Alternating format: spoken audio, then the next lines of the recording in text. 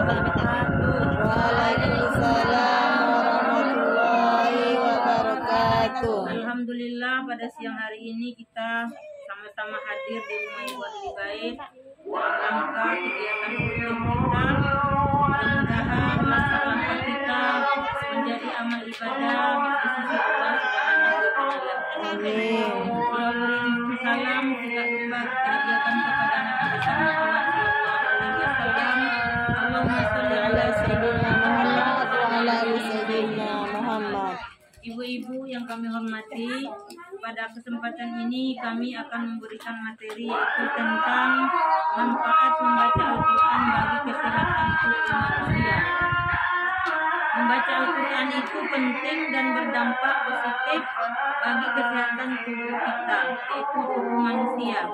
Di dalam Islam, ketika kita mengaji, disarankan untuk bersuara. Jadi kalau kita mau sehat ibu-ibu, tentulah kita membaca Al-Qurannya mengeluarkan suara. Karena suara itu adalah sebagai terapi untuk tubuh kita juga.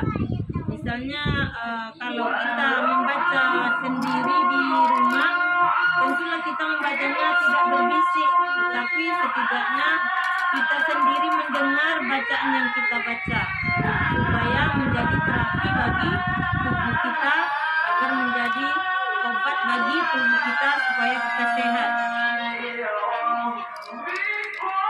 Mendengarkan ayat suci Al-Quran, baik yang mengerti bahasa Arab ataupun tidak, dapat memberikan perubahan psikologis yang sangat besar, termasuk salah satunya menangkal sebagai penyakit. Berarti ibu-ibu, kalau kita ikut yasinan, pengajian, mendengar saja itu sudah sama seperti obat bagi kita. Apalagi kalau kita yang membacanya mengeluarkan suara sendiri. Karena kalau kita mengobat diri itu lebih baik daripada orang lain yang mengobat diri kita. Jelasnya setiap di dalam tubuh kita bergetar di dalam sebuah sistem yang seksama, maka sel-sel yang rusak dapat digetarkan dengan terapi suara saat membaca Al-Quran tersebut. Membaca Al-Quran memiliki dampak hebat dalam proses penyembuhan penyakit, dan virus atau kuman pun berhenti bergetar saat dibacakan ayat suci Al-Quran.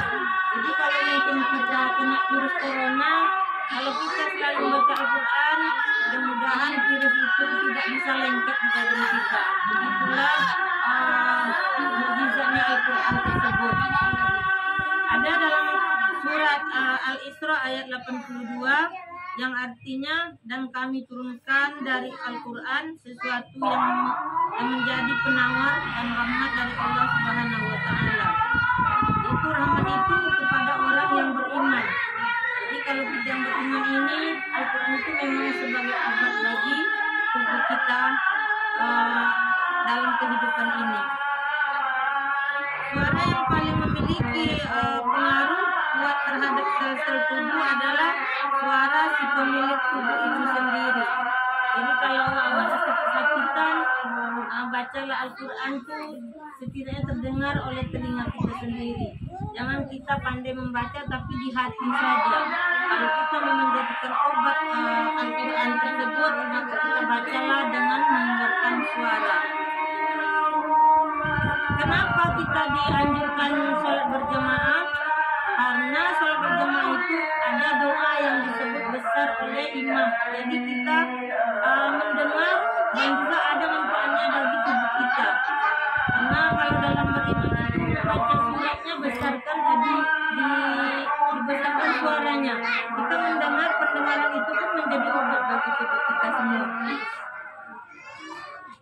Kesimpulannya, bacalah Al-Quran di pagi hari dan malam hari sebelum tidur, kalau kita mau menjadikan Al-Quran itu sebagai obat. Dan juga kurangi mendengarkan musik hingar-bingar.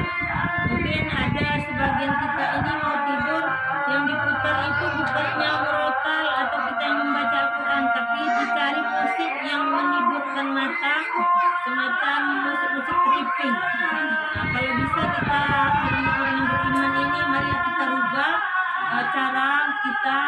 yang seperti itu. Dan juga perbaiki bacaan Al-Quran kita sesuai dengan tajwid dan makhrajnya. Mudah-mudahan ibu-ibu semua yang hadir pada majelis ini mungkin sudah mengamalkan apa yang kami sampaikan. Hanya kami mengulang-ulang seandainya ada yang lupa. Mudah-mudahan kita sama-sama mengamalkan Al-Quran, menjadikan obat bagi tubuh kita semua. Itulah yang bisa saya sampaikan pada kesempatan